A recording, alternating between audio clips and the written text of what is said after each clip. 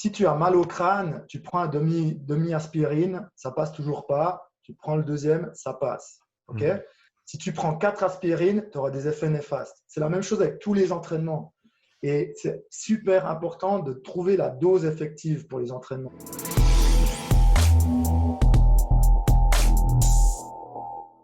Bienvenue sur le podcast Upside Strength, la ressource numéro 1 pour toute chose fitness et performance en Suisse. Aujourd'hui, je reçois Bertrand Saugy, préparateur physique basé dans la région lausannoise. Salut Bertrand, bienvenue sur le podcast. Salut, salut. Pour ceux qui ne te connaissent pas, est-ce que tu peux nous faire une petite présentation, s'il te plaît?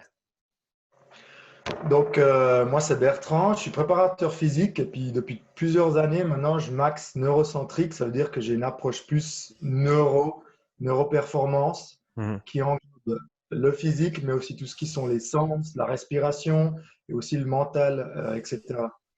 Mon passé, j'étais militaire pendant 6 ans, les forces spéciales, un terme que j'aime pas trop utiliser, mais voilà. Et ensuite, j'étais dans la sécurité privée aussi, Ok, protection de personnes. Et après, je me suis dirigé dans le coaching sportif. Euh, voilà, en gros. ok. Pour peut-être revenir un petit peu sur ton passé, est-ce que tu avais une enfance sportive? Alors, j'ai été sportif d'élite en karaté, en sport de combat, full contact. Mhm. Donc, karaté full contact au niveau national, karaté niveau international. Et après, j'ai fait pas mal aussi ça m'avait bien botté, c'était le grappling, jiu-jitsu Mhm. brésilien, mais sans compétition. Ok. Et puis après, à cause de l'armée, j'ai plus pu m'entraîner en équipe parce que le problème de ces sports, c'est que tu as besoin de quelqu'un. Et quand j'étais à l'armée, j'ai commencé à faire tout ce qui est bar, cardio, gym, etc. Tout ce qui ne requiert personne. Mhm. Voilà. Et est-ce que tu peux parler peut-être un petit peu de cette transition? Donc, tu étais sportif dans des équipes, donc plutôt axé sport de combat avant ce moment-là. Comment tu as vécu du coup cette transition dans l'armée et ensuite le fait de devoir maintenant t'entraîner tout seul? Bah déjà, c'est un cadre qui change. Quand tu es sportif dans un cadre national, tu as une hygiène de vie, tu as des coachs, tu as des physios, tu as des soins, euh, tu as aussi un cadre, une salle. Et aussi à l'école, j'ai étudié en même temps que le sport, donc c'était en sport-études, c'était Mhm. trop bien. Et après, quand tu quittes ce monde-là et que tu vas à l'armée, il y a tout qui s'écroule. Genre, tu manges moins, tu dors moins, tu n'as pas le temps de t'entraîner. Donc, c'est vraiment un on peut dire, un choc de culture Mhm. entre les deux mondes. Et je connais beaucoup de gens qui sont des excellents sportifs, athlètes, et qui n'arrivent pas à être rustiques, que ce soit à l'armée, à la police, dans les groupes d'intervention et tout, où là, on recherche des gens rustiques. Moi, j'ai pu faire ce passage-là. Mhm. Voilà. Et donc, pour parler un petit peu de ton expérience dans les forces spéciales, tu as dit un terme que tu n'aimes pas trop utiliser. Donc, est-ce que pour ceux qui, peut-être, qui sont même pas en Suisse et qui ne connaissent peut-être pas le fonctionnement des forces spéciales dans l'armée suisse, est-ce que tu peux développer un petit peu sur ce sujet? Donc, en fait, pourquoi j'aime pas ce terme-là? Parce qu'il est un peu, déjà, il est trend de nos jours, il est de plus en plus utilisé. Pour moi, tout le monde a ses capacités, tout le monde a ses points forts et ses points faibles. Et puis, il n'y a pas, ah, lui, c'est une machine, il est fort spécial, et lui, c'est conventionnel. Et puis, donc, il y a des mecs qui sont dans les forces conventionnelles qui ont autant de mérite, voire plus que des forces spéciales. Mhm. C'est plutôt ça. Et moi, je vois un métier comme chacun son métier, quoi. Et ta deuxième question, c'était quoi, du coup? Alors, Excuse-moi. c'était simplement décrire un petit peu l'environnement dans lequel tu te trouves au sein des forces spéciales, quelles sont les demandes du Ouais. poste aussi, à quoi tu dois faire face et comment tu t'y prépares. Donc, en fait, tu commences en Suisse, tu as une école de recrue qui est normalement obligatoire pour tous les citoyens suisses. Moi, j'étais à Izone, c'est les forces spéciales de milice, donc amateurs, si tu veux. Mhm. Et après ça, j'ai gradé, j'ai été instructeur là-bas. Et puis, toujours, j'ai voulu être professionnel. Et il y a le DRA10 qui s'appelle, c'est l'unité de force spéciale suisse de l'armée. Et là, tu as des sélections d'abord de 2 jours, accès physique. Après, tu as des sélections de 3 semaines qui sont très, très rudes. Tests psychotechniques, psychiques, médicales aussi. Et si tu veux un panel, un chiffre, on était environ, ouais, je pense, 200, 300 inscrits pour 5 personnes prises sur 2 ans. Wow. Donc après, formation d'1 an, on était 5. Mhm. Donc, tu as vraiment un cursus très, très sélectif, niveau physique, mental, cognitif aussi. Mhm. Voilà, et ensuite, même en Suisse, il y a des missions qui se font à l'étranger. Il y a plein, plein de choses qui se passent, qu'on n'en parle pas forcément. Mais ouais, c'est vraiment une super expérience. Du coup, tu es resté basé en Suisse, toi, ou tu as pu partir Moi, j'ai eu sur une certaines chance, j'ai eu occasions? une période, c'est toujours lié aux politiques, et tu sais que la Suisse et la politique étrangère n'est pas toujours favorable, où elle fluctue. Moi, j'ai eu une période où on a eu l'opportunité de beaucoup voyager, que ce soit pour l'entraînement, mais aussi pour des missions, protection de personnes, protection d'objets, military assistance, etc. Mhm. Et voilà. Et donc, tu as parlé des demandes physiques, donc des tests physiques qui te font passer. Est-ce que tu peux décrire un petit peu ces tests-là pour ceux qui ne connaissent pas et comment est-ce que toi, tu t'y es préparé au niveau préparation physique? Donc, à la base, les tests de 2 jours, c'est des tests standards, traction, pompe, abdos, course à pied, Mhm. des choses qu'on connaît déjà. Et pour ça, il n'y a pas besoin d'une grosse préparation. Je dirais, c'est du basique. Mais après, pour la suite, pour les 3 semaines, c'est très axé sur l'endurance, sur des longues marches, des pactages de 30 à 40 kilos. Voilà, c'est des centaines de kilomètres à marcher. Et là, tu as une préparation qui est vraiment importante niveau rusticité déjà, passer du temps dehors, dormir dehors, manger dehors, marcher beaucoup, se renforcer également, renforcer les épaules, trapèzes, bas du dos, gainage, genoux. Donc c'est là qu'intervient la méthode que je pratique maintenant qui est neurocentrique, c'est que tout compte pour obtenir des résultats. Tu peux pas ou tu peux, il y en a qui y arrivent que de marcher pour y arriver, mais à mon avis, tu dois vraiment maîtriser tout ce que tu peux maîtriser pour y arriver. Donc, est-ce que tu peux nous parler un petit peu de cette approche neurocentrique par rapport à l'entraînement? En quoi ça diffère d'une préparation physique peut-être en guillemets classique comme tu viens de le mentionner? Donc déjà, je tiens à préciser aussi, c'est que en fait, cette approche neurocentrique, elle n'est pas nouvelle. C'est quelque chose qu'on fait tous les jours. C'est pas quelque chose de révolutionnaire qu'on va découvrir. Maintenant, le problème, c'est qu'avant, les gens, ils utilisaient beaucoup plus tous leurs sens, leurs yeux. Je prends un exemple, ils allaient chasser, peut-être qu'ils travaillaient plus leurs yeux, ils travaillaient leur précision. La chasse, on sait que ça se perd. Je ne dis pas Mhm. que c'est bien ou pas bien. Avant, on travaillait beaucoup plus dans le secteur primaire, manuel. On travaillait avec nos mains, nos pieds, dans le froid. Euh, on travaillait plus debout, moins assis. Et en fait, cette approche neurocentrique, c'est d'optimiser tout ce qui peut être optimisé. Donc, de déceler déjà de 1 toutes les zones qui sont sous-activées. Ça Mhm. peut être la vision, ça peut être l'équilibre, ça peut être le sensoriel, etc. Et en deuxième phase, de les développer indépendamment une de l'autre. Et en troisième phase, c'est de les intégrer ensemble. Mhm. Et ça donne des résultats énormes. Et actuellement, dans l'industrie du fitness, si je prends le milieu où je travaille, c'est que 90%, 95% des coachs sont output-centriques. Ça veut dire que, OK, tu as des sélections, tu dois marcher 100 km avec un pactage de 40 kg, ben, va marcher pendant 6 semaines une distance qui est donnée. Ça, c'est output-centrique. Je te donne des exos à faire qui sont liés à tes tests. Et neurocentrique, c'est de dire quelles sont tes lacunes. Est-ce que tu vois bien? Est-ce que tu as un bon équilibre? Est-ce que tu as des problèmes aussi niveau renfort? Ça reste. Est-ce que tu as des problèmes de sommeil, de concentration, etc., etc. Et après, de travailler là-dessus. Parce qu'on sait que le cerveau et le corps humain, c'est holistique. Tout est lié. Mhm. Tout. Donc, tu peux passer des années à t'entraîner pour un marathon et courir, mais si tu as des problèmes de système vestibulaire, notamment les sacules, c'est le fait de faire ça, Mhm. bah, tu peux courir comme tu veux, c'est tout le temps quelque chose qui ne va pas.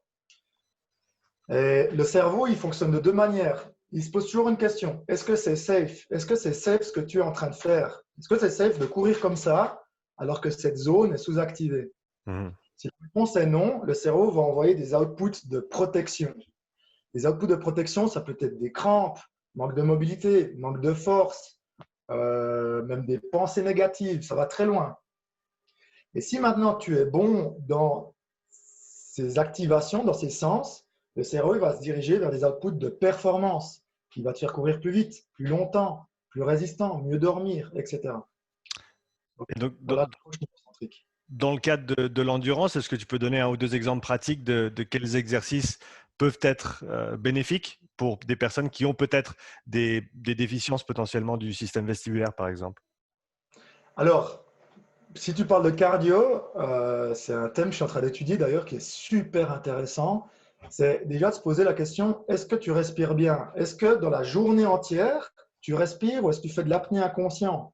Est-ce que quand tu fais des exos à la salle ou quand tu cours, tu respires bien? Qu'est-ce que c'est respirer bien? Et là, par exemple, c'est de prendre les fondamentaux de la respiration. Respiration avec le ventre, avec les côtes, avec les poumons, avoir une respiration 3 dimensions. Et si tu arrives à travailler ça, dans ta course, tu pourras l'intégrer et optimiser ta course. Tu seras plus endurant. Donc ça, c'est un exemple avec la respiration. Mhm. Et si actuellement, tu dis à ton client en courant, pense à ta respi, ce sera trop d'infos pour lui. Parce que déjà, courir, c'est technique. Et du coup, il faut isoler chaque exo et après l'intégrer. Maintenant, au niveau vestibulaire, j'ai toujours cet exemple, par exemple, j'ai coaché pas mal de crossfitters aussi qui veulent atteindre les double unders, donc les doubles tours de corde. Mhm. J'ai remarqué, ça fait quoi maintenant? Bientôt 10 ans que je coach ça. Il y a des gens, ils n'y arrivent pas. Donc, tu as beau leur dire, tourne les poignets, saute moins haut que les jambes, etc. Ils n'y arrivent pas. Pourquoi? Et ça, j'ai remarqué, ça peut être dû à une déficience vestibulaire. C'est ces sacules.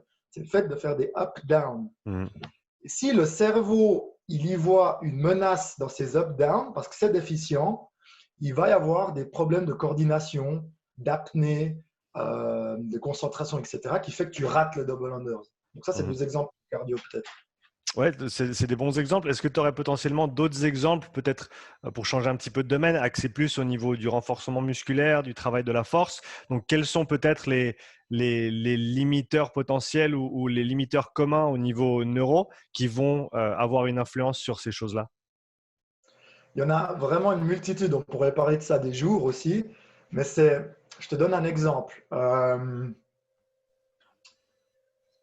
On peut parler d'haltérophilie, ça te va? Vas-y, vas-y. C'est quand même de la force aussi. L'haltérophilie, c'est un effort très court, très intense, mais dans ce mouvement-là, tu dois être capable d'avoir une contraction à 100%, mais aussi des phases de décontraction pour être rapide et explosif. Et du coup, un des facteurs neurocentriques, c'est de travailler la contraction-décontraction. Et ça, c'est un skill, ça s'apprend. On voit souvent des gens qui sont plutôt axés crispés, ils vont faire un snatch crispé. Et du coup, ils perdent en vitesse, et du coup, ils perdent en amplitude, ils ne vont pas pouvoir soulever lourd. Au contraire, des gars qui arrivent à être détendus, mais qu'au bon moment, ils arrivent à être explosifs, décrispés et recrispés. Et ça, c'est quelque chose qui s'entraîne, le contract, relax. Mhm. Et ouais, ça, c'est un exemple que j'ai qui s'applique aussi, c'est la capacité de fournir 100% de contraction dans un court laps de temps. Et si tu ne l'entraînes pas, ton corps, il va être capable de générer 80-90% de puissance, mais jamais 100. Parce que tu ne l'as jamais entraîné. Et là, il y a tout le travail isométrique, à mon avis, qui est très intéressant. Mhm. L'isométrique concentrique, isométrique excentrique, il y a différentes manières de le travailler. Et ça permet au cerveau de rendre cet isométrique plus prévisible pour lui. Parce que dans un snatch, il n'aura plus le temps de trop penser, lui. Et du coup, si tu n'as pas entraîné cette isométrique, ou ouais, je donne un exemple. Qu'est-ce que je peux donner comme exemple? Ouais, dans un jerk, tu fais un speed jerk, tu dois être capable à l'atterrissage d'être en isométrique et de bloquer la charge. Mhm. Si tu n'isoles pas dans l'entraînement et tu entraînes ça, le cerveau il ne va pas être capable de fournir 100% d'isométrique. Et du coup, Mhm. tu vas rater ton jerk. Donc, output centrique, entraîne ton jerk. Neurocentrique, travaille le contract relax, travaille l'isométrique concentrique, etc.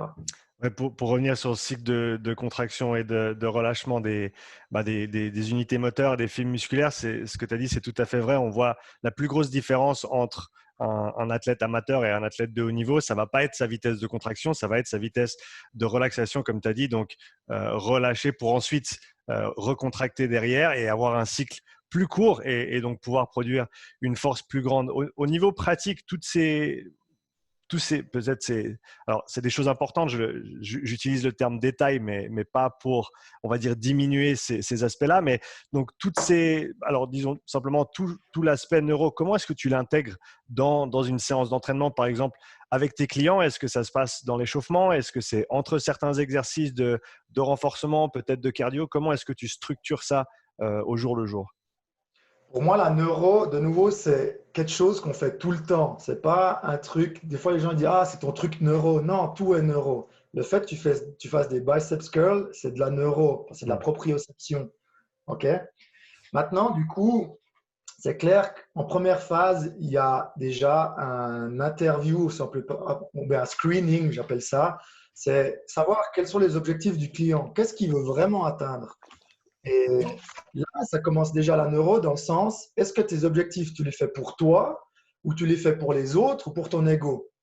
Parce que si tu veux des résultats, si tu veux tenir à tes objectifs, il faut que tu le fasses pour toi.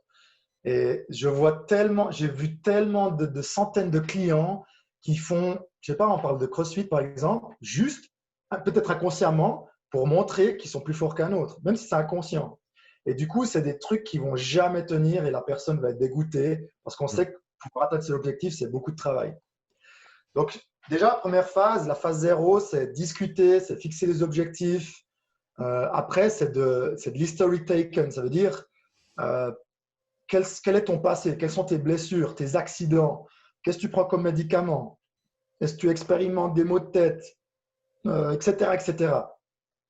Et suite à ça, il y a un assessment que je fais. Est-ce que tu as une bonne vision, un bon équilibre? Est-ce que tu es bon sensoriellement, souplesse, force, etc. Et après ça, je peux coacher la personne d'après ce qu'elle a besoin de bosser, c'est-à-dire les zones sous-activées. Mhm.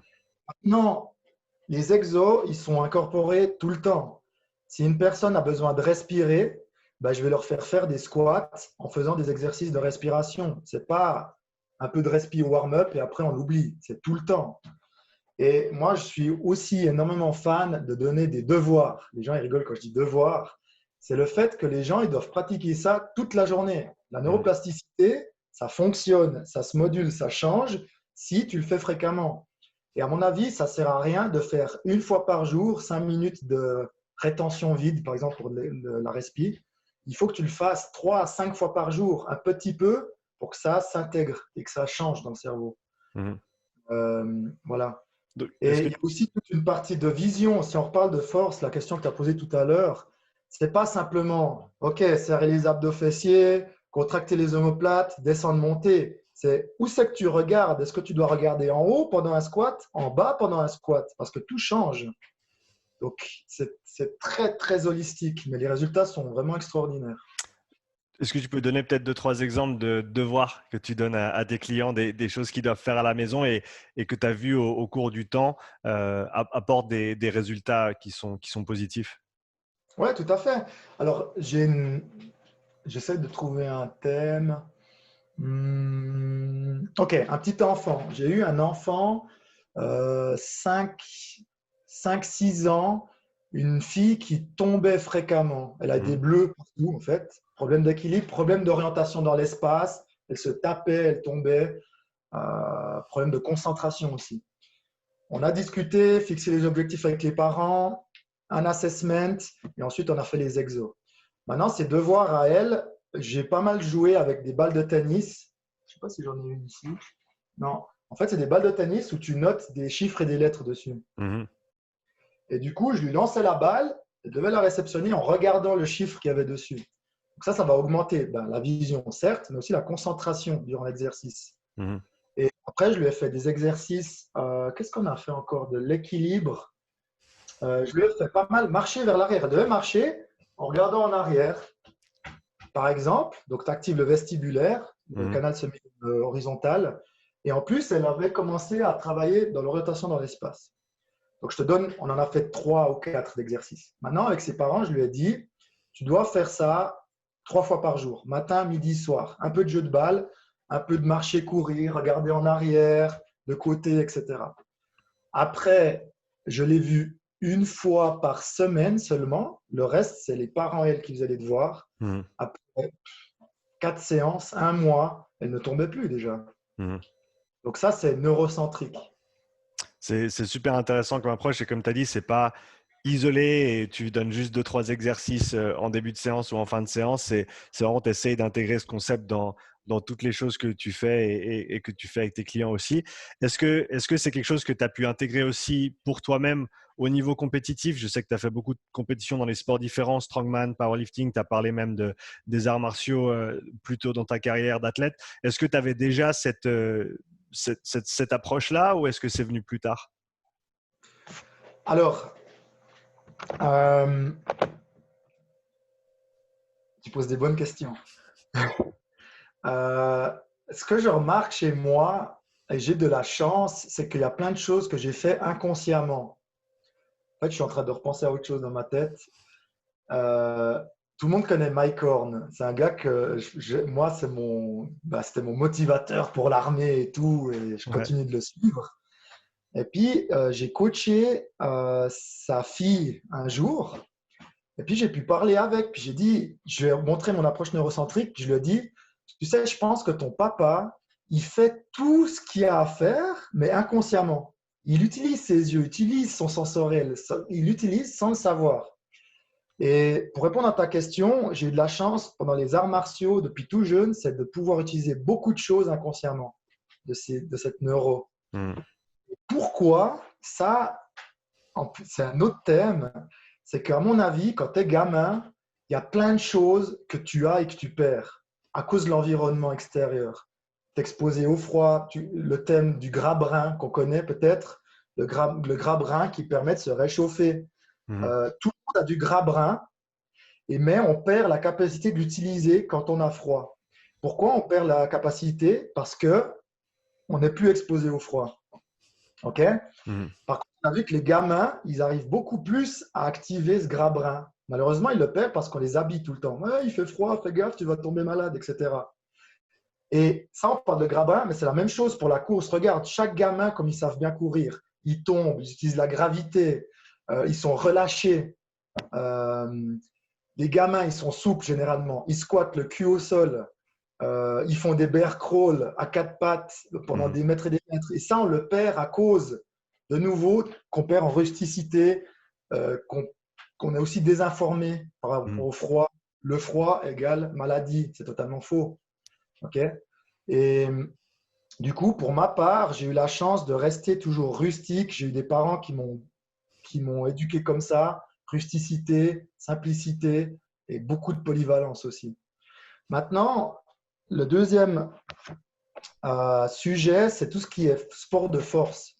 De base, je ne suis pas du tout un gars fort, je ne le suis toujours pas, mais j'ai travaillé très dur pour mes perfs. Et Mm. là, la neuro m'a énormément aidé, notamment les yeux, ou regarder pendant un squat. Parce que mon squat, au début, j'avais un squat quand j'ai commencé le CrossFit, je sais pas, 140 kilos, 120, allez, il y a 8 ans, 120 Mm. kilos squat, c'est peanut. Et là, j'ai fait un 225 squat en compète, raw, sans matériel. Tu vas me Mm. dire, c'est pas énorme, mais c'est sans drogue aussi. Mm. Ça, je tiens à le préciser. Il y a énormément de personnes qui cèdent, je parle de drogue, mais voilà, testo, il y a plein de compléments illégaux qui aident. Moi, Mm. j'ai jamais fait ça.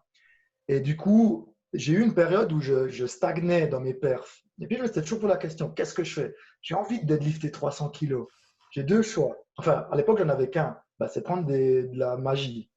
Je dis, ouais, mais moi, j'ai jamais trop aimé ça éthiquement. Et puis, je suis fan du corps humain. Qu'est-ce qu'il est vraiment capable de faire de lui-même, sans Mm. aide?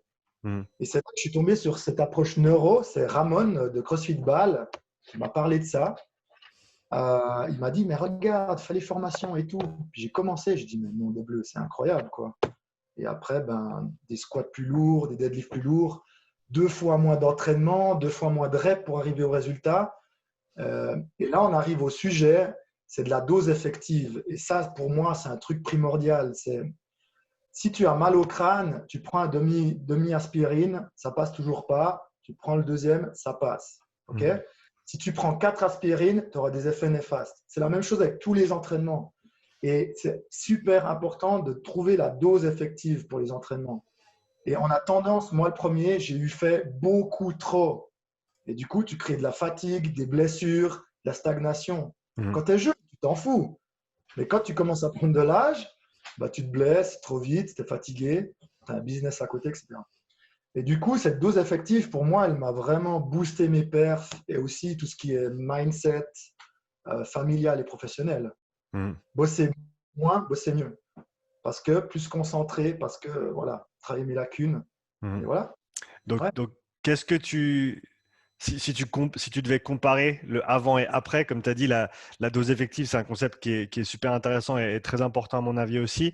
Euh, quelles ont été les plus grosses différences dans ta façon de t'entraîner par rapport à maintenant que tu penses plus à cette dose effective par rapport à avant quand tu t'essayais de peut-être tout faire tout le temps? Regarde, un entraînement power avant un championnat d'Europe en Lituanie, je passais, allez, 2 heures, 2 heures et demie, un entraînement. C'est cool quand tu n'as pas un business et une famille. Là, j'ai un petit enfant aussi. J'ai envie de le voir. J'ai Félicitations. pas envie que Ouais, ça va bien faire. sûr. Alors, échauffement, 30 minutes, 10 minutes de rouleau sur le dos, des trucs de mobilité à gauche, à droite, parce qu'on m'a Mhm. dit que c'était bien. Mais est-ce que ça m'était bien à moi? Et ça, je ne le savais pas. Et là, on parle du principe assess, reassess. Est-ce que le rouleau 10 minutes sur les ischios, sur le bas du dos, m'a été utile? Mhm. Je ne sais pas. Pourquoi? Parce que je n'ai pas assessé. Et là, tu peux, je ne sais pas si tu connais Kelly Starrett de Oui. Mobility. Mhm. Il parle toujours, au début, je ne l'avais pas bien compris, mais c'est toujours test your mobility and then do the drill and retest. Pourquoi? Parce que moi, un rouleau, j'ai vu que ça ne me servait à rien, en fait. Mhm. Parce que c'est des tissus particuliers, je n'avais pas besoin de travailler. Et moi, du coup, un échauffement est passé de 30 minutes à 10 minutes. 10 minutes, je suis échauffé. Des séries de chauffe back squat, 5 x 20, 5 x 70, 5 x 120, 5 x 150, 4 fois nanani, c'est passé à 70, 130, 170, 200 par exemple, tu vois. Mhm. Donc, il y a un gain de temps énorme et du coup, un gain d'énergie et d'être capable de fournir le full potential quand on a besoin. Mhm. Et je vois aussi dans le monde du CrossFit, pour venir au CrossFit, c'est que les gens ont tendance à énormément s'échauffer pour un WOD de 10 minutes. Mais dans les 10 minutes, ils ne vont jamais avoir du jeu s'ils s'échauffent 1 heure. Mhm. Ils font tous les exos, mobility, je dois faire ça. Mais est-ce que c'est bien pour toi? Je Mhm. ne suis pas sûr. Et ouais, du coup, ça a changé vraiment. Maintenant, actuellement, je m'entraîne 45 à 1 heure par jour Mhm. seulement. Je n'ai jamais été aussi souple. Ma vision s'est énormément améliorée. 20, 13 par œil, œil gauche, œil droite. Mhm. Avant, j'étais à du 20, 11. Donc, la vision est un skill qui s'entraîne. Ouais. L'équilibre n'a jamais été aussi bonne. La souplesse, je l'ai déjà dit. L'endurance, la concentration. 45 minutes par jour et quelques homework Mhm. aussi. Donc, tu as dit, tu as pu, au travers de tes entraînements, améliorer ta vision. C'est quelque chose dont on ne parle pas très souvent. Et on se dit, ben voilà, le chiffre que j'ai, si je fais mon test de vision, ça, voilà, ça, c'est moi. Et quoi qu'il arrive, maintenant, pour corriger ça, il faut soit une opération, soit il faut mettre des lunettes. Mais donc, comme tu as dit, autant au niveau neuroplasticité, le cerveau a l'opportunité de changer suivant ce qu'on lui donne comme information. Et c'est vrai aussi de beaucoup d'autres choses. On peut parler de notre ouïe, on peut parler de notre vision aussi. Donc, est-ce que tu peux développer un petit peu dans ce sens-là? C'est un sujet qui est très intéressant à mon avis. Avec plaisir. Alors, de base, tout est dans le cerveau. La proprioception vit dans le cerveau, c'est-à-dire la conscience du corps en 3 dimensions. La vision vit dans le cerveau. L'équilibre, l'auditif, le sensoriel, la concentration, tout. Maintenant, vu qu'on a découvert cette neuroplasticité il y a maintenant 20 ans environ, on l'a prouvé, c'est que le cerveau est plastique. Avant, ou si tu demandes à tes parents ou les miens, mon père il dit encore ça, malheureusement on ne peut pas le changer, ça c'est aussi neuroplastique dans le mauvais sens, c'est que à 25 ans, tu vieillis, tu crèves, tu régresses. Mhm. Et c'est archi faux. C'est archi faux. Il y a des mecs de 18 ans qui sont moins fit que des gars de 70 ans. Mhm. Pourquoi? Les gars de 70 ans s'activent au quotidien. Maintenant, la proprio est un skill. Ça, on le sait. On peut améliorer sa souplesse même à 90 ans. On le sait. Mais c'est la même chose pour la vision. C'est la même chose pour l'équilibre. Pourquoi maintenant les personnes âgées expérimentent toujours plus des problèmes de vision, d'équilibre? c'est parce qu'il l'active de moins en moins. Et là, on parle du principe de base de neuro, c'est use it or lose it. Et ça, c'est la base de la base. Si tu passes ton temps sur l'écran 8 heures par jour dans une pseudo-convergence des yeux et qu'il n'y a rien qui se passe, tu vas lose it, ta vision, c'est sûr. Mhm. Si par contre, tu entraînes ta divergence, tes mouvements, tes saccades, etc., tu vas la maintenir, voilà, la faire progresser. L'équilibre, la même chose. Si tu passes 8 heures par jour assis, tu perds ton équilibre. Et c'est quoi le troisième facteur mondial de décès? C'est la chute. Je ne vais pas dire de conneries, deuxième ou troisième, il me semble. Pourquoi? C'est dû notamment à un problème vestibulaire, la chute. J'ai plus d'équilibre, je tombe. Il existe des exos tellement simples pour l'activer et éviter les chutes, on ne se rend même pas compte. Maintenant, pourquoi ce n'est pas plus mis en avant, et ce n'est pas mon avis, c'est parce que ça va à l'encontre de l'industrie pharma, médicale et voire même du fitness. On le voit aussi qu'on n'a pas besoin, je ne dis pas que c'est mauvais, mais de tonnes de matériel fitness pour être performant. On n'a pas besoin d'une barre haltéro tous les jours pour faire son haltéro. On n'a pas besoin de faire du lourd pour travailler la masse musculaire ou l'hypertrophie, etc. Donc, ce que je veux dire par là, c'est que tous ces principes, ils sont vrais, mais on n'en parle pas parce qu'on va en concurrence avec des industries qui ont des intérêts financiers. Et pour en venir encore, on parle de vision et de tout qui est un skill, les pensées est aussi un skill. C'est-à-dire que plus tu vas avoir des pensées négatives ou jugeantes, plus ton cerveau il va être habitué à faire ça. Donc tout se passe là. Et on parle même de motivation. Plus tu as l'habitude de faire les choses, plus tu as l'habitude de fixer les objectifs et d'être motivé de le faire, plus ça va être naturel pour le cerveau. Moins tu le fais, moins tu vas le faire. Et dernier truc, c'est le principe, c'est que Specific Adaptation in Demand, ça veut dire que le corps s'adapte toujours à ce qu'on lui fait faire. Si tu es le dimanche sur le canapé, le lundi, tu n'auras pas envie de sortir du canapé.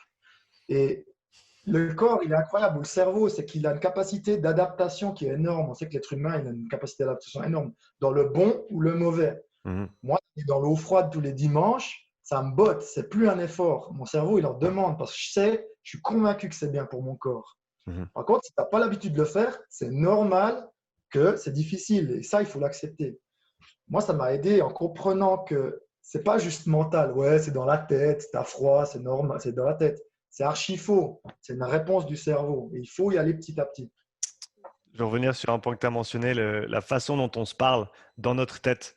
Je pense que c'est surtout pour des gens peut-être dans des sports individuels qui veulent performer à un certain niveau. C'est vrai que c'est cet aspect, on peut appeler neuro, on peut appeler psychologique, qui est très, très important. C'est comment est-ce que toi, tu te vois dans ta tête? Quelle est ta perception de toi-même? Et est-ce que tu te parles de manière positive ou négative? Est-ce que tu es toujours entre guillemets, te mettre des pièces à toi-même et à te critiquer de manière négative, à dire ouais, tu vas pas y arriver, ah, t'es pas aussi fort que lui, ah, tes bras sont pas aussi gros que les siens? Ou est-ce que tu as une confiance en toi qui est développée, sur laquelle tu as travaillé? C'est, je pense, une des qualités qu'on voit qui sont surdimensionnés dans certains athlètes de très très haut niveau, qui sont à la tête de leur sport.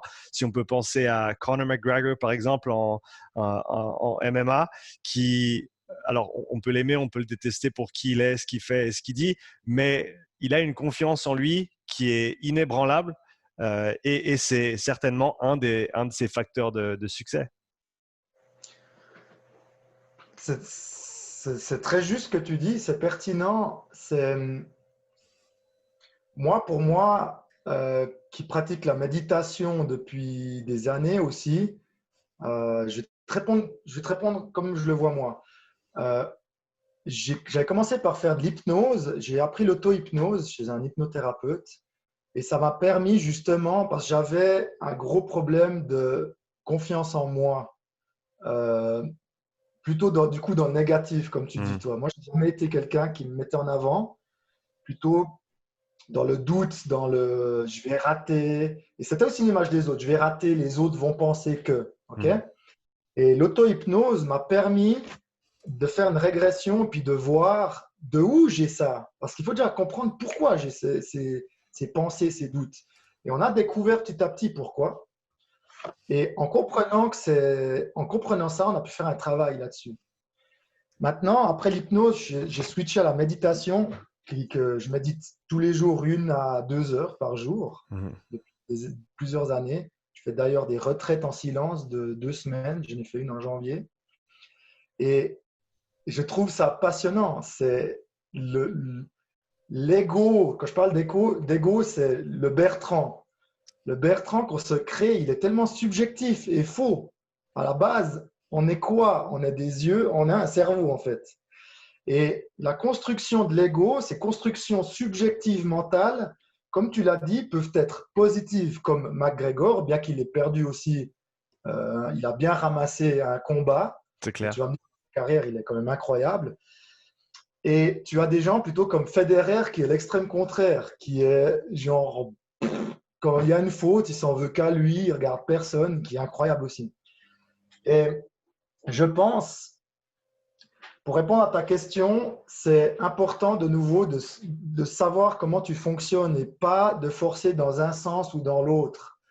Moi, je sais que ces doutes et ces jugements vis-à-vis des autres, ça m'était négatif. J'avais des craintes de soulever du lourd, j'hésitais à le faire. Et en travaillant sur l'image que je voulais donner aux autres, ça m'a boosté mes performances parce que j'étais que axé sur moi.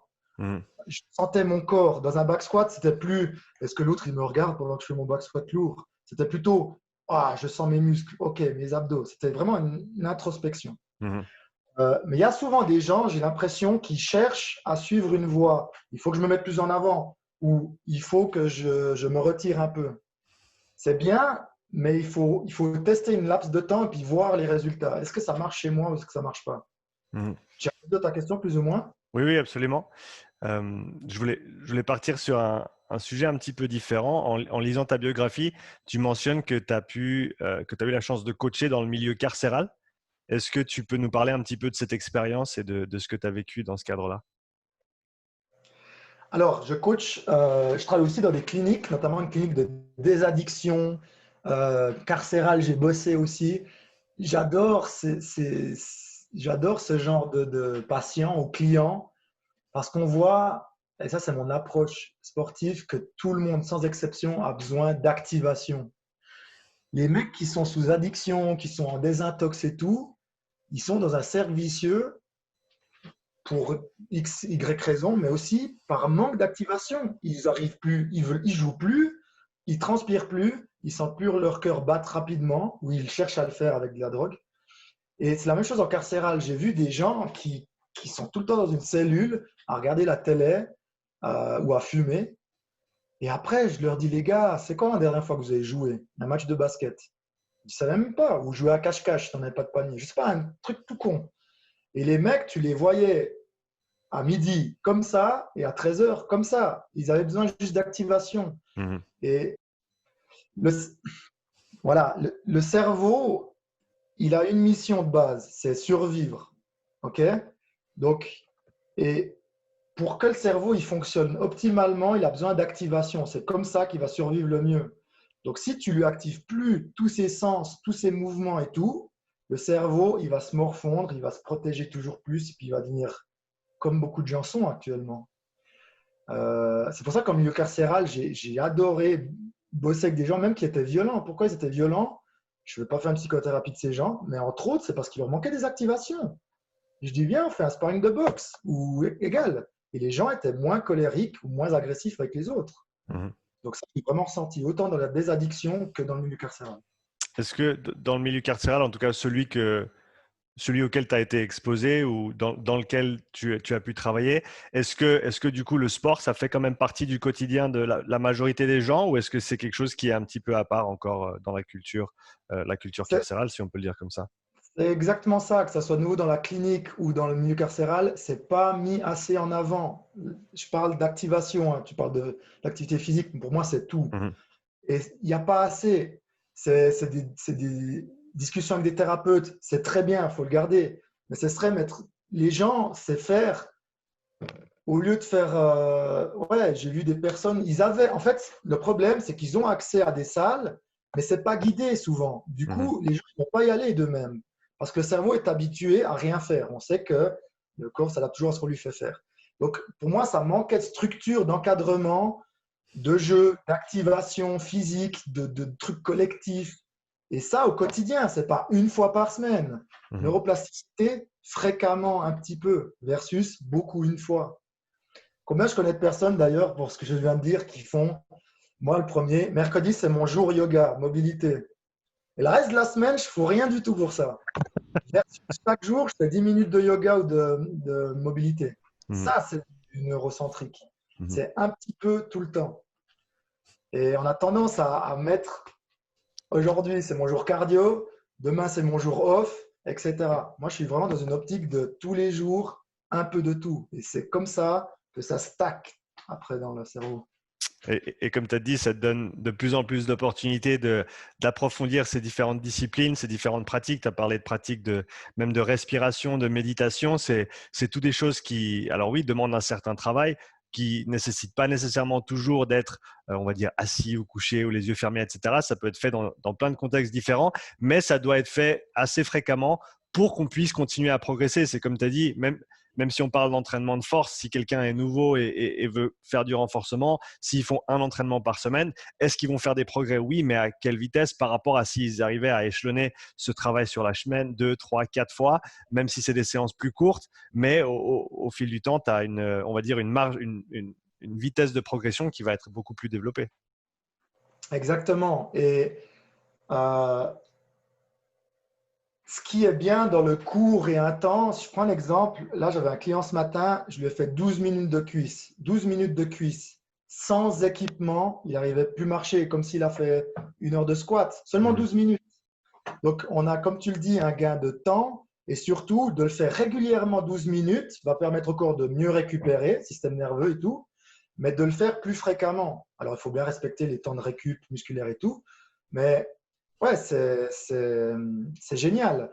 Et moi, ce qui me motive après tout, c'est de savoir qu'il y a cette neuroplasticité. C'est de savoir que si je fais l'effort un moment, ça va devenir une habitude. Je prends Mhm. toujours l'exemple de la brosse à dents. Je, je dis au client, il faut que tu fasses tes devoirs. Je sais pas, ça peut être des exercices de yeux, par exemple. Je veux que tu les fasses 5 fois par jour. C'est 1 minute, 5 fois par jour. C'est 5 minutes. Oh, mais c'est astreignant. Je dis, mais tu as vu les résultats que tu as après? Tu augmentes ta souplesse et tout. Ouais, c'est vrai. Je dis, il faut que ça devienne une habitude. Ah, comment on fait? Puis je donne l'exemple de la brosse à dents. Je dis, est-ce que c'est une habitude pour toi de brosser les dents? Ah ben ouais. Je dis, pourquoi c'est devenu une habitude? Parce que je sais que c'est bien pour moi. Ben, j'ai dit, tes exos, ça devrait être la même chose. Tu sais Mhm. que c'est bien pour ta souplesse de travailler ta vision, etc. Et du coup, de savoir qu'il y a une habitude qui va se créer physiquement, c'est rassurant. Mhm. Si je donne l'exemple, voilà, moi j'ai un appareil qui s'appelle Relaxator, je fais de la pub un peu, qui est génial. C'est le fait de, ça t'oblige à souffler par la bouche et Mhm. inspirer par le nez. Mhm. Et moi j'ai remarqué, par exemple, quand je suis à l'ordi, que je fais beaucoup, je respire pas bien. Et là, je suis obligé de, donc on a un travail de coordination et puis Mhm. de conscience sur la respiration. Mais au début, ça me faisait chier de faire ça 3 fois par jour, 5 minutes. Mais je sais qu'après 2 semaines, ça va être une nécessité parce que j'en sens tellement les vertus Mhm. que je continue. Maintenant, je le fais quand je roule, je le fais quand je suis à l'ordi de temps en temps. Et encore un truc, c'est qu'une habitude, elle se crée si tu crées les conditions favorables pour. Et là, tu vas me dire, ce machin, ben, je vais l'oublier sur la table ou je sais pas, tu vois. Et c'est pour ça que j'ai ça. Quand je mets mon t-shirt, je mets également ça. Et je sais que je l'aurai toujours sur moi toute la journée. Mhm. Du coup, de créer les conditions favorables à ce que tu fasses tes homework, ça va te permettre de les faire, de devenir une habitude. Ouais. Je vais revenir un petit peu sur ton passé ou ta carrière d'athlète et de compétiteur. De tous les sports que tu as pratiqués en compétition, quels ont été tes événements et tes compétitions préférées? Ah, en prenant du recul, j'en ai aucune parce que à la fin, il y a un dicton qui dit, c'est pas, tu vas peut-être le connaître, je suis pas bon dans les dictons, c'est pas d'atteindre l'objectif, c'est le chemin pour y arriver. Mhm. Yeah, the path, the obstacle is the way. Il y a plusieurs façons de le Et le mettre en perspective. Ouais. tu sais, quand j'ai fait un deadlift là au championnat suisse, 200, je ne sais plus combien, 275, je crois, propre, tu vois, j'aurais pu peut-être faire une deuxième rep. Mhm, Ben, l'objectif, il est fini. Et dans ma tête, c'est what else, tu mhm, vois? mhm, Oui, cool, 2 minutes. Et après, c'est what else? 300 kilos. OK, tu vois? mhm, Et du coup, par contre, le cheminement pour y arriver, c'est ça que j'adore. Que ça soit au karaté, que ça soit à l'escalade. J'ai fait les 100 km comme junior à 16 ans. J'ai fait les 100 km de Bienne en course à pied. mhm. C'est la prépa pour y arriver qui est géniale. Et, et c'est d'optimiser le cheminement. C'est qu'est-ce que je peux activer, que j'ai besoin d'activer pour y arriver. Donc, pour te répondre, franchement, aucun. J'ai tout adoré. Parce que c'est toujours une question de prépa. Après, Alors, il faudrait que c'est mon métier. je vais reformuler un petit peu ma question. Quelle a été Vas-y. la préparation pour une compétition la plus ardue, la plus difficile pour toi de toutes les expériences que tu as eues au fil des années? Je pense que ça doit être le powerlift parce que de base, génétiquement, c'est pas mon point fort, la force. Mhm, Euh, le championnat d'Europe de powerlift, il y a 3 ans, je crois. C'était une grosse et lourde prépa. Ouais, c'était pas facile. J'ai aussi en CrossFit des souvenirs. Mon objectif, c'était de me qualifier pour les. Ça fait un moment, hein, 2015 peut-être. Je ne mhm, veux pas dire de conneries, je sais plus. Je voulais me qualifier pour les régionales à la base, où c'était encore accessible entre guillemets. Et puis, je m'entraînais 2 fois par jour. J'avais un coach du Canada. Je n'avais pas encore mon entreprise. Je vivais de mes économies. Et j'ai dit, dans un an, je veux aller aux regionals, tu vois. Parce que mhm, Marek Bigler, chez qui je travaillais, qui est allé multitude de fois au régional, je ne sais pas si tu connais. mhm. Donc, je m'entraînais et je bossais chez lui. Il y est arrivé. Je dis, ben, pourquoi ce mec il y arrive et moi pas? OK? Et c'était une prépa très dure, 2 entraînements par jour. J'ai tout suivi, tout. Durant les Open, j'ai cru que j'avais cartonné, je ne pouvais pas faire mieux. Et bim, tu n'es pas qualifié. J'ai fait quoi 190 Europe, je crois, qui reste très bien. Hein. Mhm. 190 Europe, c'est quoi les 50 premiers qui prenaient? Je savais que si je faisais encore une année peut-être complète, ça devait peut-être aller. Mais c'est l'investissement, et tu le sais aussi, il y a du travail, il y a la chérie, il y a besoin d'argent, et c'est là que, voilà, c'était hard. Les rameurs, les intervalles de rameurs, dégueulasse, ouais. Ouais, voilà. Avant de passer à la suite des questions, je veux passer à une ou deux questions des auditeurs qui nous ont été laissées sur Instagram. La première, Alexandre demande qu'implémentes-tu en plus dans les entraînements pour les forces spéciales? Donc, en plus peut-être d'une prépa générale que tu ferais, quels éléments spécifiques tu intègres pour ces clients-là ou pour ces gens-là? Alors, il faut savoir que c'est une clientèle que j'ai de plus en plus pour les paras, pour le DRA, donc les forces spéciales. J'ai de plus en plus aussi de personnes qui veulent aller dans les Mhm, GI, ouais, etc. Et je pense, il y a 2 choses primordiales. La première, c'est la rusticité. C'est passer le moins de temps que possible dans la salle. Je vais un peu à l'encontre de tout le monde peut-être, mais vous allez être, si je réponds à Alex, c'est que tu vas être dehors, tu vas être dans le froid, tu vas être dans la pluie. Et du coup, si tu passes du temps dans la salle où c'est chaud et il y a de la lumière, ton corps va s'adapter à ça. Le corps s'adapte toujours à ce qu'on lui fait faire. Et malheureusement, c'est annulé pour les bons de GI. mhm, Le dernier PT, on l'a fait au parcours Vita dans la nuit. Il avait un gilet lesté, une club belle, un appareil qui lui permettait de pas bien respirer, qui symbolisait un masque, tu vois. mhm. Le gars, il en a chié, c'était la nuit, il a même plu, je crois. Ça, c'est ce qu'on a besoin pour être opérationnel, c'est la rusticité. Le deuxième point, c'est le mental. T'as beau avoir le meilleur coach, les meilleurs prépas, t'es renforcé, t'es endurant, t'es rustique. Si t'acceptes pas de sortir ta zone de confort, t'acceptes pas la douleur, t'acceptes pas l'échec, tu vas pas y arriver. Et dans mes sélections de 3 semaines qui sont très très rudes, des forces spéciales, c'est souvent que l'instructeur il vient et dit voilà, bah, tu as raté ou certainement que tu ne vas pas être pris. C'est des doutes qu'on te met. Mhm. Et du coup, si tu n'as pas l'habitude d'être dans ces doutes, de te faire confiance de nouveau, bah, tu te dis, bah, à quoi bon? Il m'a dit que en fait, c'est juste de la manipulation, tu vois. Et c'est vraiment de stick to the plan. C'est, j'ai un objectif, je dois m'entraîner et je vais y arriver. C'est vraiment ça. Là, on a rejoint l'aspect MyCorn aussi, hein, qui est très intéressant. Donc, rusticité et mentale, ouais, je dirais. Maintenant, les deux sont liés, hein. Ouais, ouais, Bon, et c'est comme tu as dit, c'est passer du temps dans les situations que tu vas retrouver ensuite, que ce soit donc on repart sur la spécificité et vraiment te préparer de manière spécifique aux demandes du test, aux demandes de la fonction que tu vas devoir assumer. Ce qui me vient à l'esprit, tu parlais de l'aspect mental, quelque chose que j'ai entendu des Navy SEALs, ou en tout cas des camps d'entraînement donc qui s'appelle BUDS et qui durent 6 mois si je ne me trompe pas.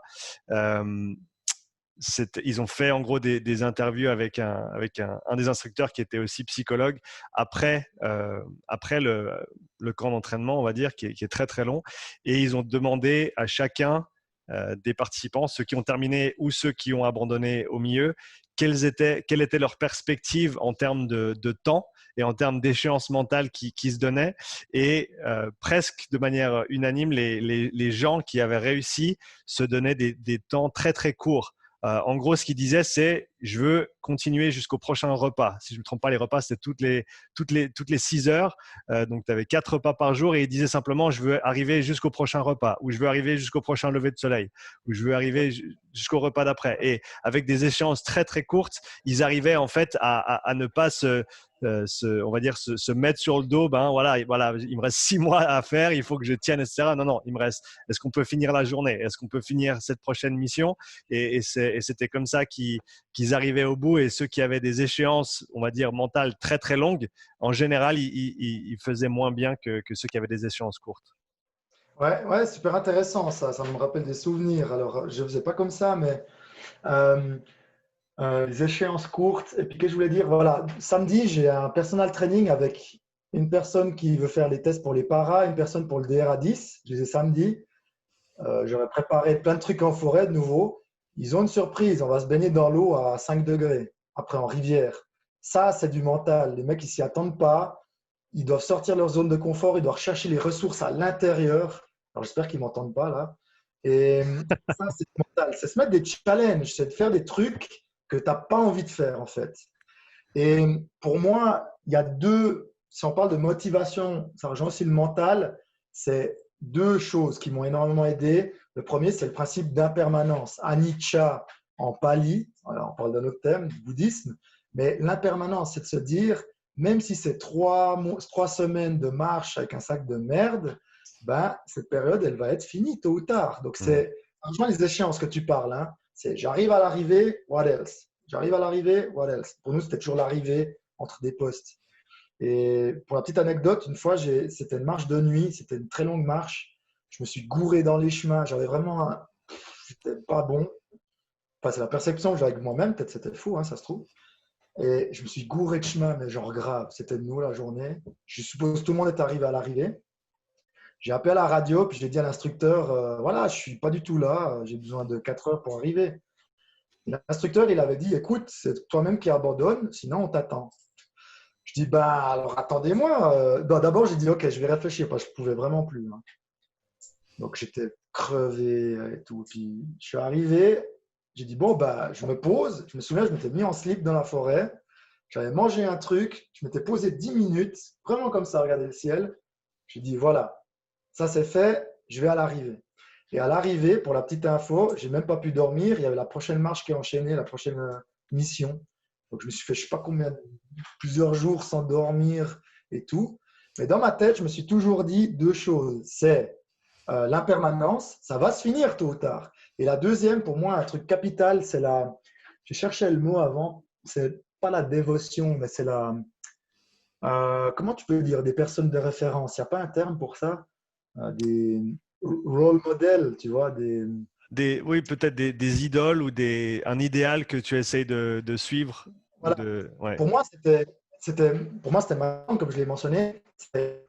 Corn, il a traversé la jungle dans avec sa La machette, machette, ouais. un sac de 40 kilos. C'est quoi mon excuse? Mike Horn, il est fait comme moi, c'est un être humain.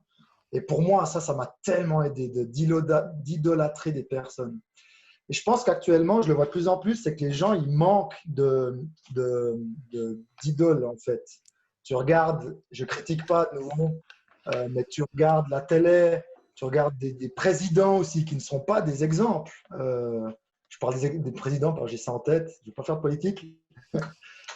Tu regardes des gens à la télé, des télé-réalités. Ce pas des exemples dans ce milieu-là. C'est peut-être des exemples ailleurs pour le business, pour paraître beau, pour attirer les filles. Mais pour les forces spéciales pour le sport, à mon avis, ce pas des exemples. Et on n'en voit pas assez de ces gens-là. Donc, ce que je lui conseille aussi, c'est de lire ce qui est intéressant à lire.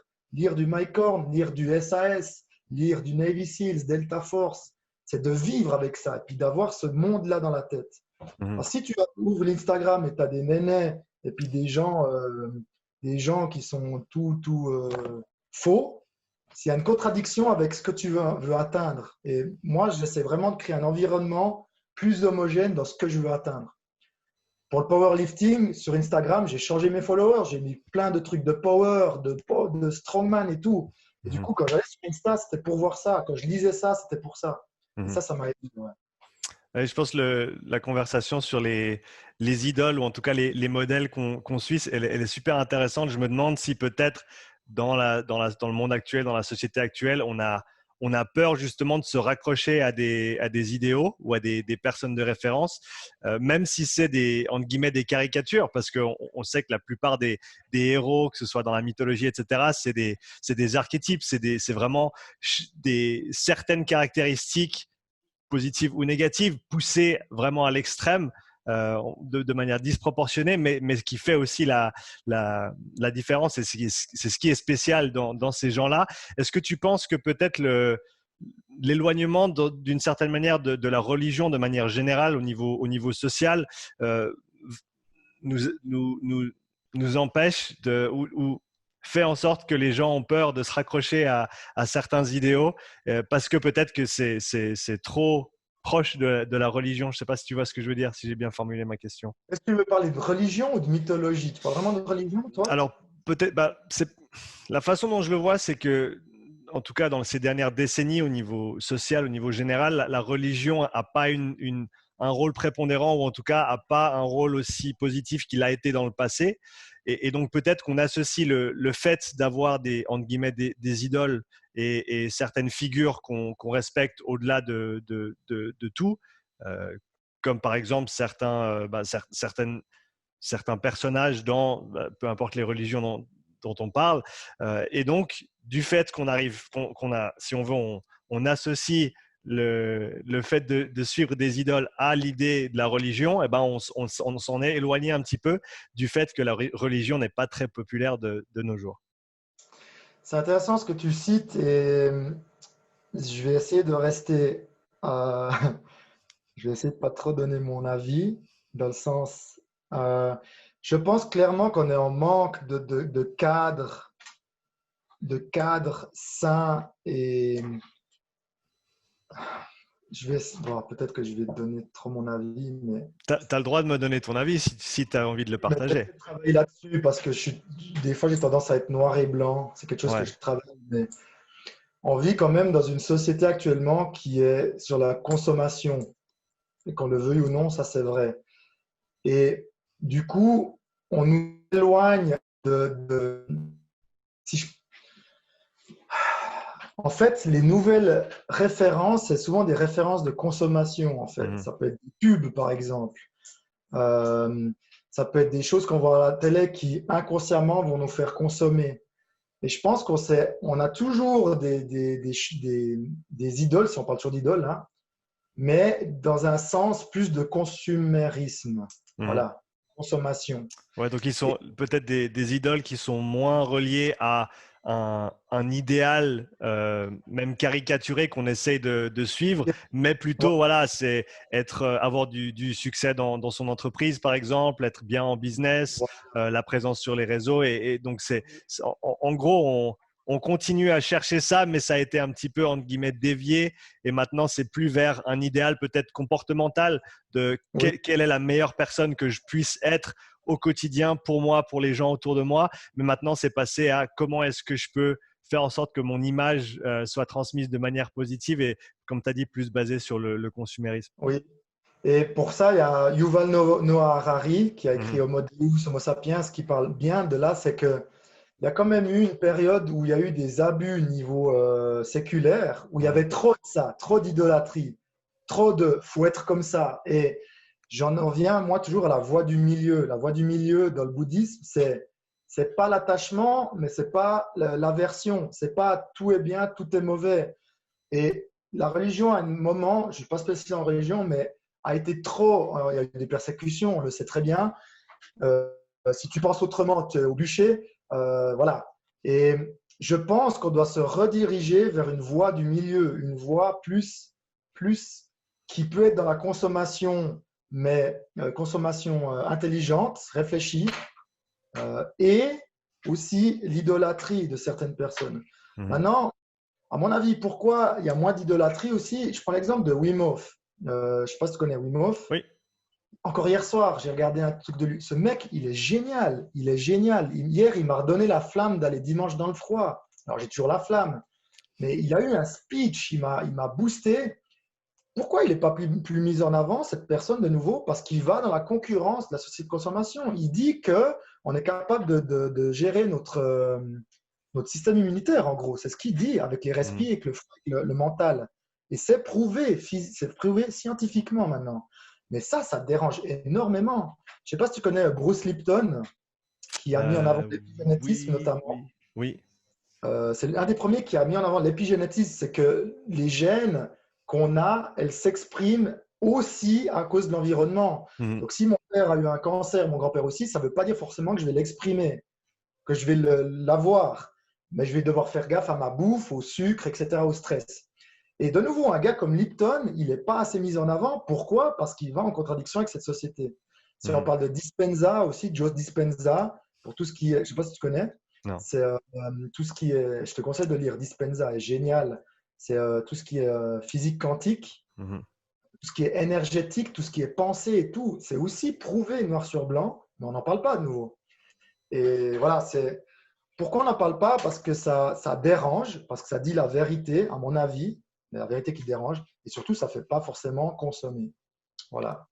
Ouais, c'est intéressant ce que tu dis. J'aime bien cette perspective-là. Une autre perspective qui me parle dans ce domaine-là, c'est que un idéal, quel qu'il soit, sera toujours d'une manière ou d'une autre beau. Il y a une certaine beauté dans l'idéal et la beauté et l'idéal sera toujours le juge de qui tu es.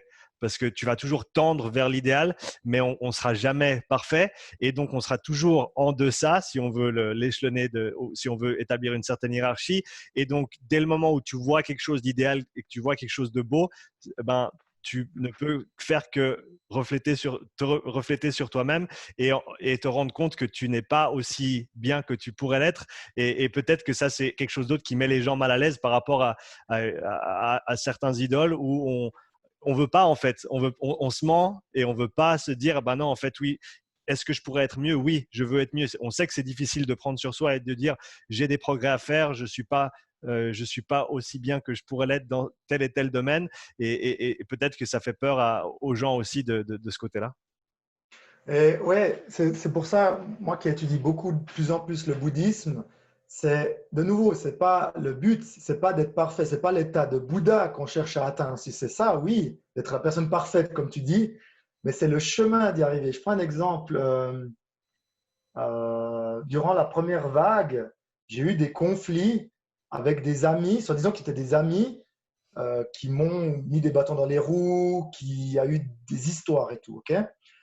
Et le fait de pouvoir appliquer ce que j'ai étudié, ce que j'ai médité, c'est-à-dire peut-être la sagesse, peut-être la non-violence aussi. La non-violence, c'est pas juste de ne pas réagir, hein, mais c'est de réagir de manière, dans la voie du milieu, proportionnée, réfléchie et non Mhm. pas impulsif. Et du coup, quand tu arrives à mettre ça en pratique, tu vois, c'est tellement gratifiant. De nouveau, on parle du chemin pour y arriver.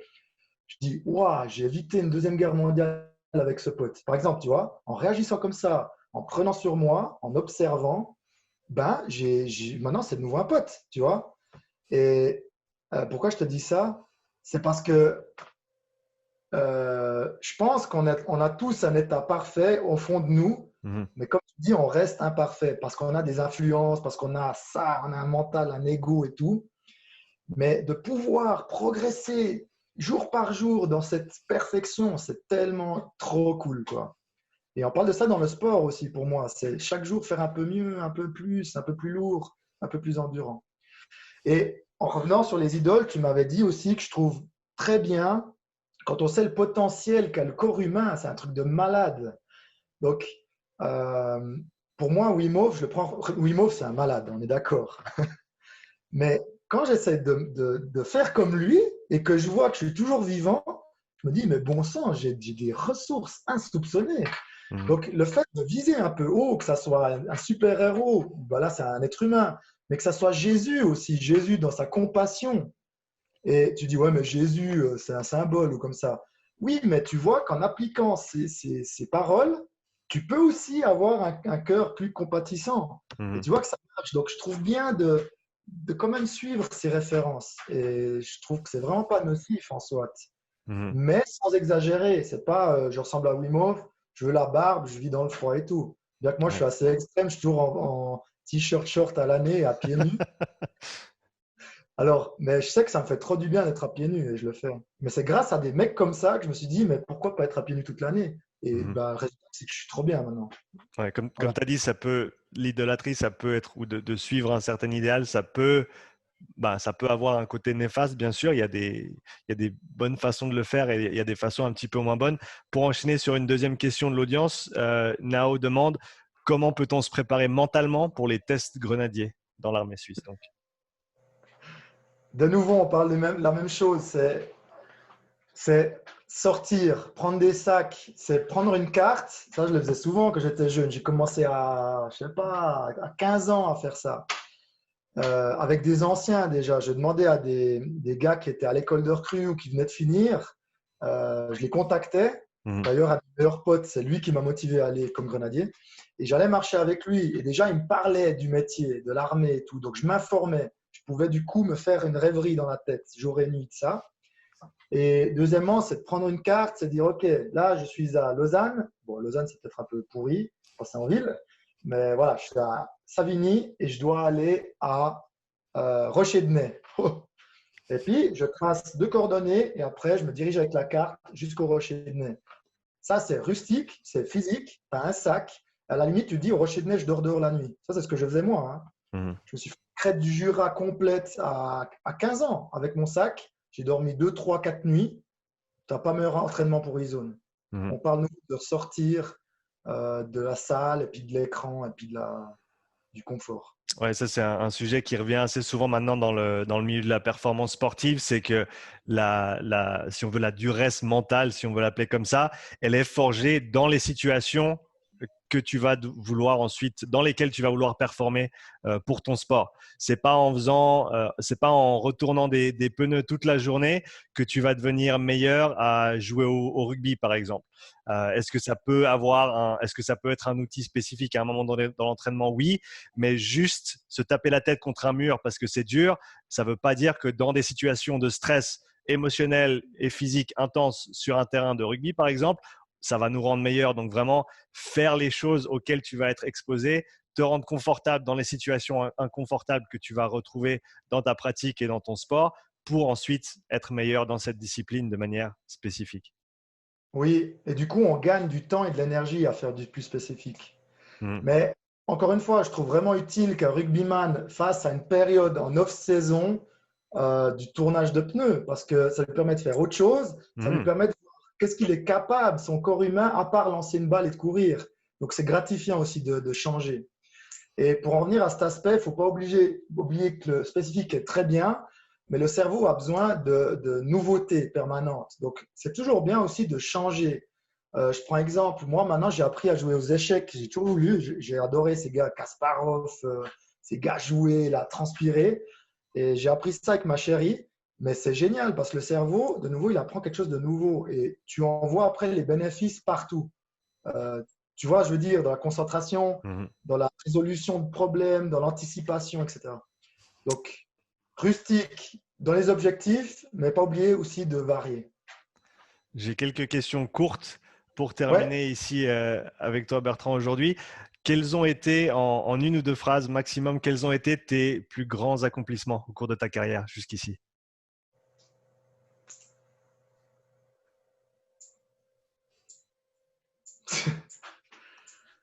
Pour moi, c'est toujours l'image à autrui, c'est de l'accomplissement. C'est une question compliquée, ça, pour moi. L'accomplissement. Pour moi, l'accomplissement, c'est d'être où j'en suis aujourd'hui, c'est de pouvoir transmettre aux autres tout ce que j'ai appris et tout ce que je continue d'apprendre. C'est plus dans un à autrui. Pour moi, je n'ai pas de truc, je suis monstre fier. Oui, je suis fier d'être à l'armée, d'être ça, mais c'est de pouvoir avoir créé une entreprise, une SARL, d'avoir étudié, de pouvoir aider autrui à être une meilleure version de soi-même. Voilà, c'est ça. Mhm. C'est pas ce Très, qu'on a voulu entendre, mais c'est ça. très belle réponse en tout cas. Tes plus grandes réalisations au cours de ta carrière, donc peut-être les sujets auxquels tu as changé d'avis en cours de route, tu pensais d'une certaine manière, peut-être étant plus jeune ou avec moins d'expérience, et maintenant tu as changé peut-être changé de bord complètement ou même ajouté plus de nuances sur certaines positions que tu tenais dans le passé. Alors, j'ai après avoir quitté le DRA10 pour des raisons que je vais mentionner tout à l'heure, j'ai voulu aller à la haute école de sport à Macolin, la haute école de sport, la HES. Je m'étais entraîné un an. Donc, en fait, je me suis dit, au DRA10, c'était cool, tout était bien, mais quel est le futur? Après 5, 10 ans, je me vois mal être encore opérationnel et je voulais avoir une famille, une hygiène de vie, sport, m'épanouir et tout. C'était vraiment pur personnel. Je dis, je vais aller à l'école de sport de Macolin. Et je m'étais préparé un an. C'est dur les tests. J'étais allé à la journée et j'ai vu que c'était pas du tout ce que j'imaginais, que c'était très dogmatique, encadré, une structure, une école. Et j'ai eu le courage de faire un revirement et de me former dans le privé, CrossFit, Mhm. neuro, etc., dans le privé. Mhm. Bien que tout le monde m'a dit, mais t'es con déjà d'avoir quitté l'armée de 1, de ne pas avoir fait la haute école, tu aurais pu être un gars, Macolin, machin. J'ai écouté presque personne, je me suis fait confiance et c'était la bonne voie, parce que c'est la voie où j'ai pu développer tout ce que je voulais de gauche à droite. Mhm. Donc, c'est un truc que j'ai changé, ouais. Et la deuxième, c'est que maintenant, je suis de nouveau employé. Alors que je me suis toujours dit, je ne veux plus avoir de patron, je suis à mon compte depuis 5 ans. Et maintenant, j'ai signé un contrat dans une autre clinique à 25%. Donc, Mhm. c'est un autre revirement de situation que je suis Euh, content aussi. une question un petit peu plus profonde peut-être, donc je te laisserai plus que deux phrases pour élaborer là-dessus. Tu as parlé d'être papa, donc tu as un enfant maintenant. Et je pense que c'est un sujet qu'on n'aborde pas assez souvent. Comment est-ce que tu trouves cet équilibre entre ta passion, le sport, le coaching, ton entreprise, tout ce que tu fais autour de ça, et ensuite ta famille, ta compagne, ton enfant? Comment est-ce que tu équilibres tout ça au jour le jour? Alors pour moi, je vais répondre ça simplement, c'est la voie du milieu, c'est de faire un peu de tout, mais un petit peu, mais bien. Maintenant, pour faire un peu de tout, un petit peu et bien, il faut être dans la conscience. On parle de mindfulness, un terme que j'aime pas forcément, mais c'est vraiment grâce à la médite, grâce aux études, j'arrive à être. J'ai beaucoup dans la journée. Oui, je me lève à 5h30, la journée s'enchaîne, mais c'est d'être conscient. Ok, j'ai une médite 30, une heure, je suis à fond là-dedans. Je suis maintenant en podcast, je suis à fond là-dedans. Après, je vais manger avec le petit, je suis à fond avec lui. Et je pense qu'on arrive, l'être humain, on a la capacité de faire beaucoup de choses, mais si on le ferait plus consciemment, ce serait vraiment mieux. Voilà, donc comment j'y arrive, c'est en m'entraînant. La médite m'aide énormément Hmm. à éviter avec le gamin d'être déjà dans les problèmes juridiques d'une entreprise. Pendant le podcast, de penser que j'ai toujours pas de salle pour coacher, etc. Et ça, on y arrive. Il y a différents outils, hein. Pour moi, la médite m'a vraiment aidé, mais il y a plein d'outils pour y arriver. Ouais, Voilà. c'est comme tu dis, la présence dans chaque moment, sans être éparpillé, c'est intéressant. J'écoutais un podcast avec Jason Khalipa, pour ceux qui suivent CrossFit et qui connaissent un petit peu l'histoire du CrossFit. Il a Ouais. gagné les Games en 2008 et ensuite a été au top niveau pendant plusieurs années. Et il parle de l'esprit AMRAP. Et donc, il fait tout dans sa vie en AMRAP. une demi-heure avec ses enfants, une demi-heure AMRAP avec ses enfants. Donc, il est focalisé que là-dessus et il fait un maximum là-dedans. Ensuite, il passe sur son job, il est à 1 heure là-dedans et il fait ça à fond. Donc, comme tu as dit, en gros, presque segmenter ta journée avec différents focus et vraiment pas te laisser tirer par d'autres distractions pendant que tu es en train d'effectuer une tâche ou pendant que tu es à un certain moment avec certaines personnes, tu essaies d'être le plus présent possible. Donc, c'est pour moi un aspect qui est super intéressant. Prochaine question, dernière question pour toi, Bertrand. Aussi, ce qu'on me Pardon, dit, vas-y, dit, mais vas-y. comment tu fais après 30 minutes avec le gamin de pouvoir le quitter et puis d'aller faire autre chose? Mhm. Et pour moi, il y a toujours un aspect intéressant, c'est quand je vais voir mon enfant, quand je suis avec et quand je vais le quitter. C'est une conscience permanente, c'est se dire, je me réjouis, je vais le voir, je le vois, je profite, je suis avec lui. Et quand je le quitte, cette phase-là est intéressante, c'est je ne m'y attache pas à cette situation parce qu'elle est impermanente de nouveau. Et c'est de se dire, voilà, cette situation est finie, elle ne va plus jamais arriver, elle sera autrement la prochaine fois. Donc, sinon, on a tendance à s'attacher aux choses. C'est comme par exemple la télé. J'adore aussi regarder la télé de temps en temps, mais c'est de se dire, voilà, on a regardé un Netflix, un épisode, mais après 45 minutes, c'est fini. C'est pas enchaîné sur un deuxième. Et sinon, Mhm. là, il y a un attachement. Et c'est ça qui est nocif pour l'organisation ou la Mhm. MRAP, comme tu dis. Ouais, Voilà. ça me fait penser à, je sais pas si tu es familier avec Moshe Feldenkrais, qui parle Ah ouais, de, ouais, qui parle de la spontanéité et du comportement spontané et du comportement compulsif. Et ouais. c'est justement avoir un comportement spontané et éviter la compulsivité, si on peut l'appeler comme ça, et d'être toujours tiré par le prochain truc. Donc vraiment d'être simplement présent, de faire les choses qui sont là et qui sont justes, et pas de se laisser tirer par notre instinct ou cette compulsivité qu'on peut accumuler au cours du temps. Et c'est ça, la compulsivité, elle s'observe dans la médite. Pour moi, dans mon cas, c'est de se poser. Ça n'a pas besoin d'être en position de yogi ou de sadhguru. C'est, si tu veux être debout, tu peux, mais c'est de fermer les yeux et d'observer. Qu'est-ce qui arrive maintenant? Ah, j'ai envie de manger un donut. Et c'est d'observer cette envie, cette formation mentale. Qu'est-ce que ça me fait dans le corps? Salive. Ah ouais, tension, épaule. Et après, c'est d'observer que ce moment, il passe parce qu'il est aussi impermanent. Donc, c'est un peu d'être patient, c'est d'accepter les choses qu'elles viennent. J'ai envie d'un donut, cette chose va passer et next. Et on voit que tout au cours de la journée, il y a un millier de choses qui viennent, que ce soit des compulsions, ça peut être sexuel, ça peut être d'appétit, de rêverie. Mais si on est un peu patient et les observe, on sait que c'est du vent. C'est que du vent, c'est des créations qui n'existent pas. Mhm. Et pour en parler du sexuel aussi, c'est incroyable quand tu es dans une salle. Nous qui sommes coachs, on a confronté à ça. Les rêveries ou les conneries qu'on peut se mettre dans la tête en voyant une fille faire un squat.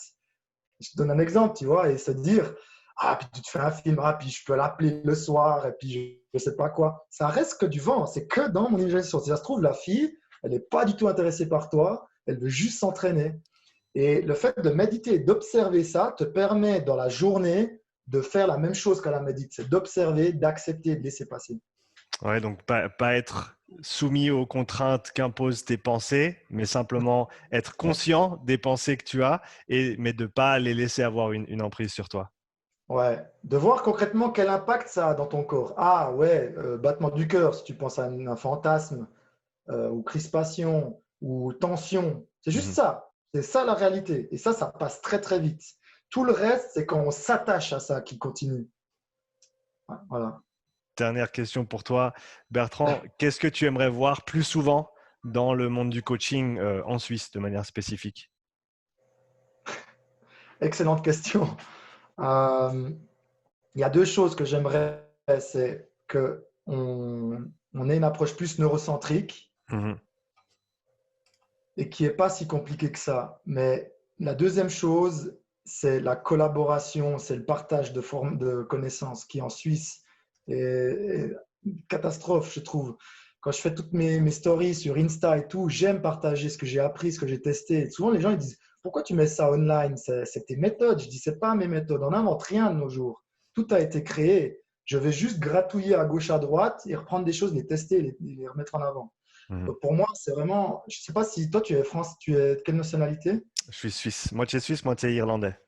Irlandais. Je ne Ouais. sais pas si c'est spécifique à la Suisse, mais on a tendance à être chacun pour soi. Mhm. Chacun sait mieux que l'autre. Chacun se met des bâtons dans les roues.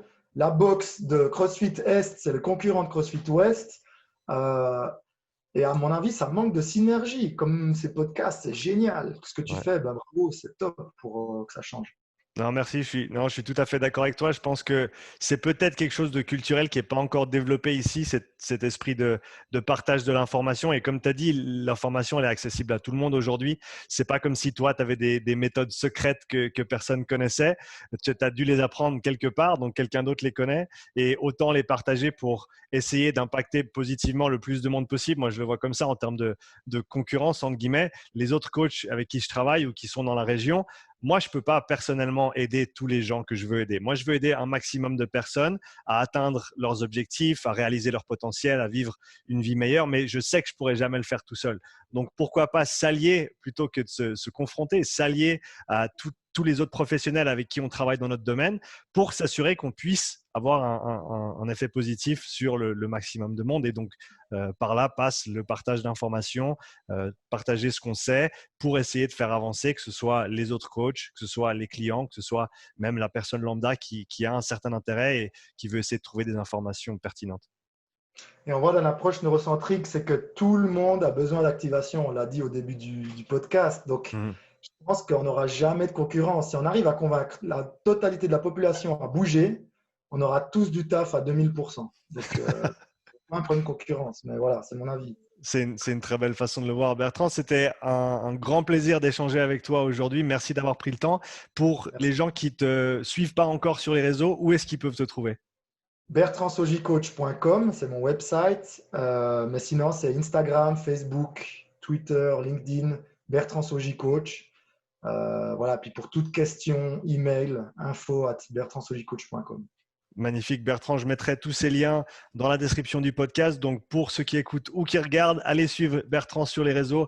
Posez-lui vos questions, n'hésitez pas et essayez de trouver un maximum d'informations qui vont vous aider. Bertrand, belle journée à toi. Ciao, merci, Sean. Ciao. Ciao.